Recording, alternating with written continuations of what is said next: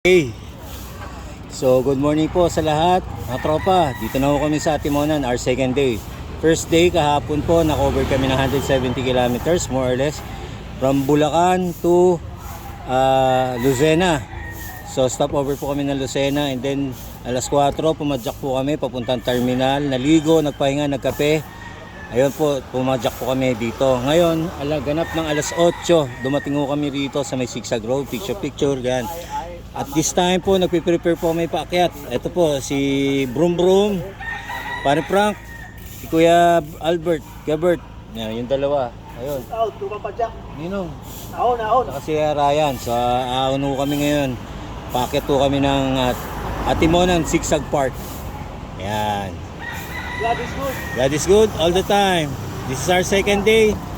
We hope na makover po namin 150 kilometers from Lucena to Pagkawayan, Quezon. Our second day here. Okay, God bless. Let's go. Sulke kayo dun. Video to. Ay, video to. I-set mo na sa ano yan, nung mataas yan.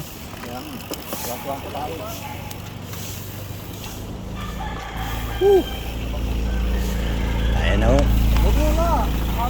This is actually my third time na umakit dito ng bike ride namin. So pa nga ang likot. Salita ka lang no, narinig ka. Third time po naakyat dito. Second time na pupuntang Bicol. Second time, Pare Ryan, Pare Lolong. Shoutout kay Pare Lolong. Sayang, miss ka namin, hindi ka nakasama rito papuntang Bicol. Oh, hopefully pagaling ka para makasama ka sa mga susunod na bike activity. Kanya ka na lang daw, lo. Oh, sa mga tropa dyan, Team B, Walter, Wilmore, Jomski, Japonit. Oh, mahinggit kayo. Akit na kami. Nauna na sila, Pare Frank. Woo! Taas yan nung, ha?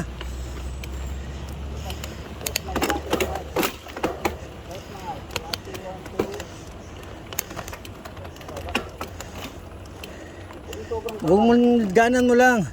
Huwag mo persahin. Okay lang yun. Mahaba yan.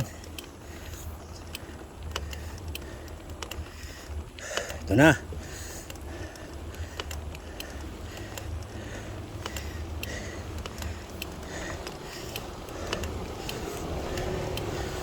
Unang siko.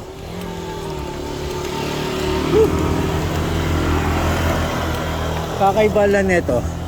Timonan Zigzag Road. Maikli lang to. Tik magmula sa baba. Ang taas mga 4 km o 5. Ano na lang ang taas na ito.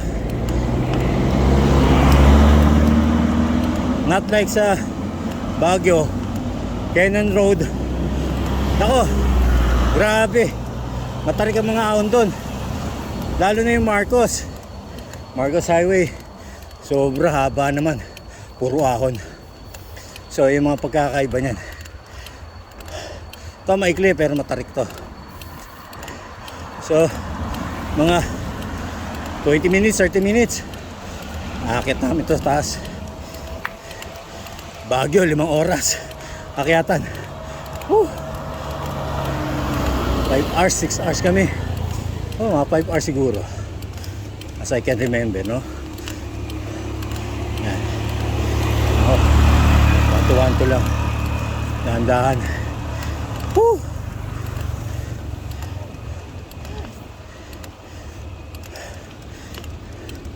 Pare Frank, hataw. Kasi Albert.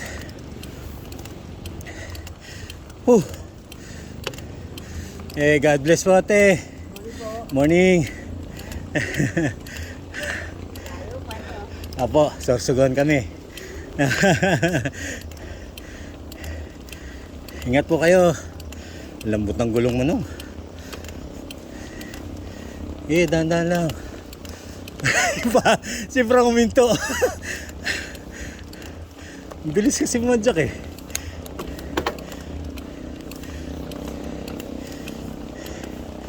Focus lang. Kung saan ka, kahit na mabagal.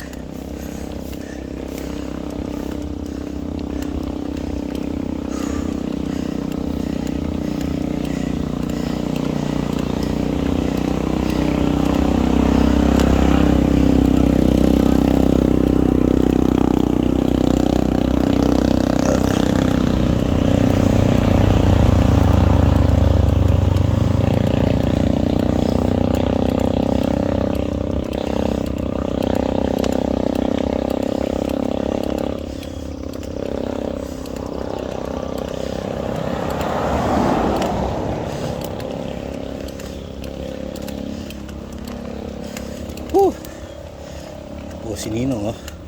Saka lang. Tingin ko over na kami ng 200-300 meters. Mga 300 meters siguro.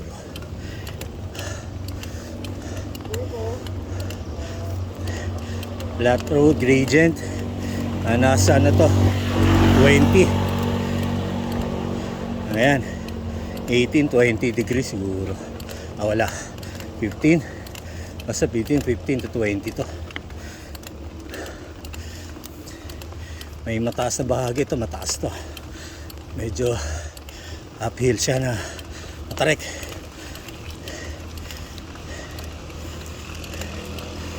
Pero kaya naman. Tanda lang.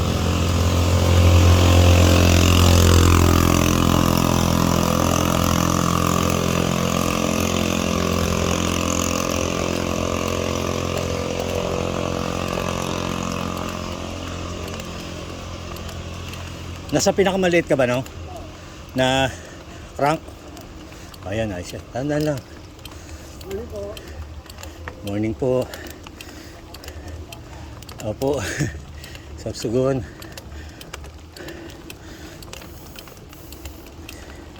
So bukas, hopefully mamaya makarating kami Tagkawayan. Estimate ko mga between 6 to 8 ng gabi. Tagkawayan kami. That is 150 kilometers. So in total, cover kami ng 320 in just 2 days. So yung matitira, gagawin namin, utay-utay namin 80 kilometers and 60 kilometers, ganun. So more or less mga ganun. May matitira kaming 220 to 30 kilometers more or less. So utay-utay lang, dahan-dahan lang.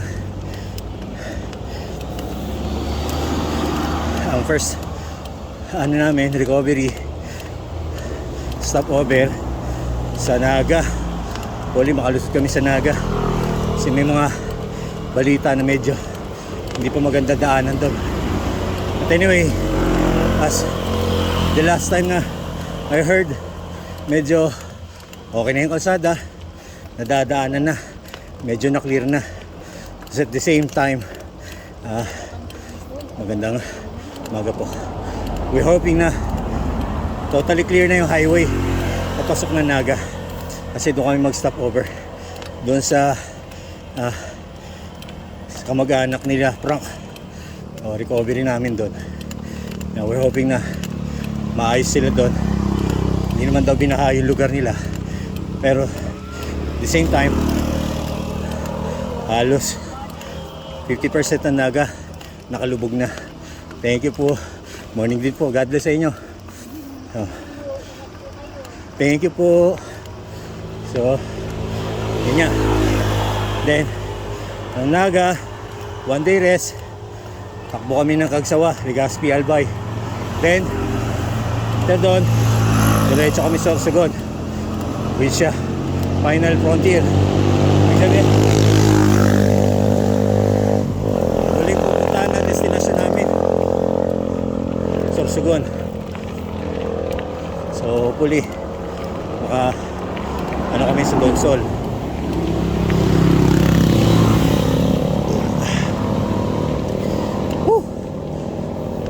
Lapit na kami sa recovery, konti na lang. Pacing namin ni Ninong 5 km per hour. Mabagal pero okay, precise, continuous. Pagod, hingal, pero kaya ng puso. Hindi kaya namin ito dire-diretsuhin sa ganitong pace. 5. Yan, 5. Mababa kami ng 4, 6, umakyat kami. Pero ang pinaka ano na ito umakyat to ng buo. So ito yung one of the most challenging part of going to Bicol. Sa lahat na pupuntahan kasi may mga lugar na challenging. Ito, Bicol na to, Bicol ride. This is the most challenging route. Itong bituka naman na.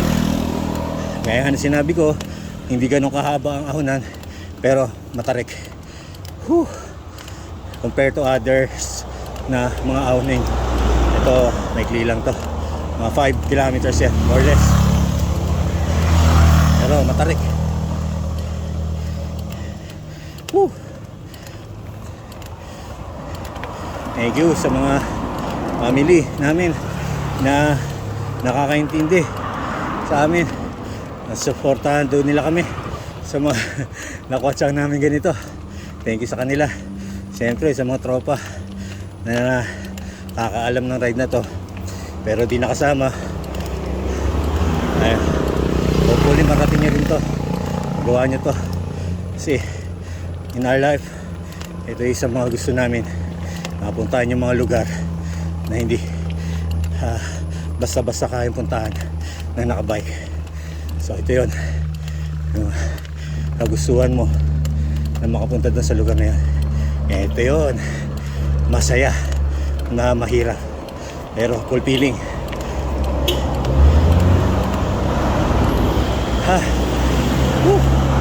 Nakapos ako na nga masang gradient. Lapit na yan nung recovery na yan. Tandaan mo lang, magkakaplat yan sa taas.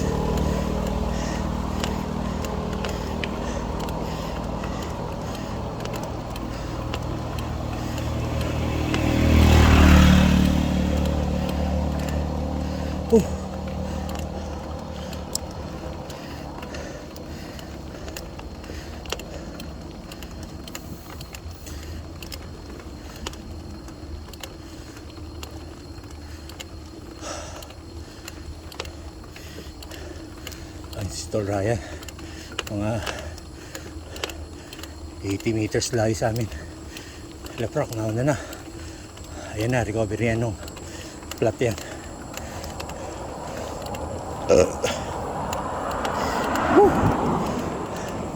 Sa gitna na kami. Dito, hinto kami para magpa-picture. Recovery area to. Yan Magandang umaga na God bless po. Salamat po, kayo rin. Ingat po kayo.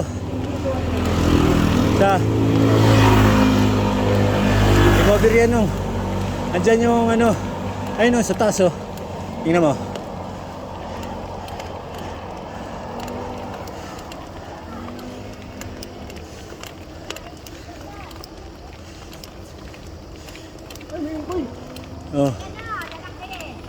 Tawid dong. Tawid.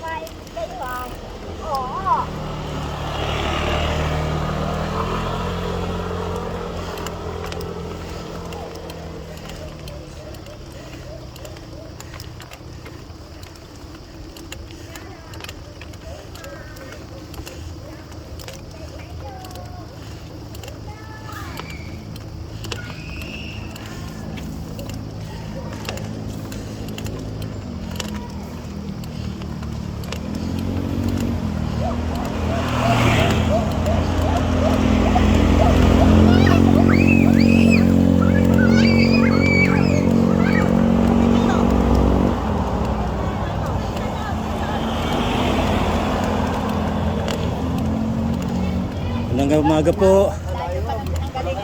Opo. Salamat po. Oo, Sarsagon po kami. Kayo rin po, ingat din po kayo dyan.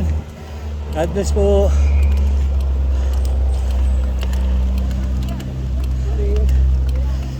Morning. Ayun si Proc. Maahon na. Dito ka dyan, picture tayo.